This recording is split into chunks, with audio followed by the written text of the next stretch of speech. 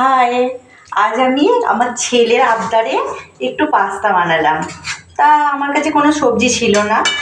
হঠাৎ করে আমি আমার হাজব্যান্ডকে ফোন করলাম যে তুমি একটু বিনস, গাজর, ক্যাপসিকাম, ডিম এগুলো নিয়ে আসো। তা এই যথারীতি আমার হাজব্যান্ড নিয়ে চলে এলো। এবার আমি পাস্তাটা বানিয়ে ফেললাম সন্ধেবেলা।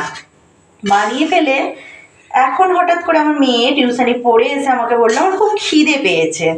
তা আমি বললাম যে আমার পাস্তা তো বানানোই হয়ে গেছে, তা তুই খেয়ে নে।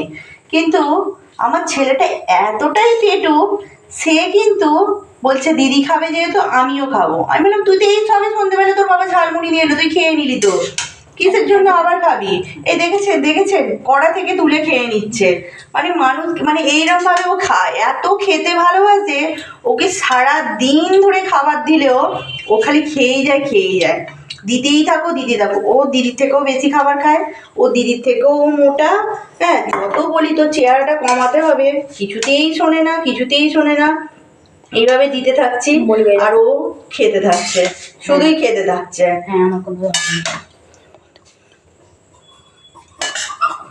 আমার মেয়ে অতটা খেতে ভালোবাসে না।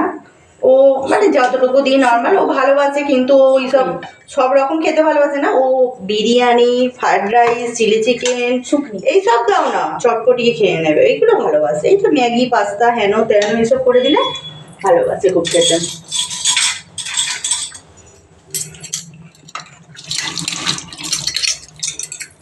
তা আমি পাস্তাটা বানিয়ে ফেললাম। আমার হাজব্যান্ড আবার পাস্তাটা খেতে ভালোবাসে না। তা দেখো বন্ধুরা কেমন হয়েছে, তোমরা লাইক, কমেন্ট এবং শেয়ার করতে পারো। আমি এটা নিয়ে যাই, এরা খেয়ে নিক। এবার আমার হাজব্যান্ডের জন্য একটা ডিমের তরকারি এবং ঝাল তরকারি করব। ও এবার রুটি খাবে। ও এরকম পাস্তা খেতে একদম ভালোবাসে না। চলো।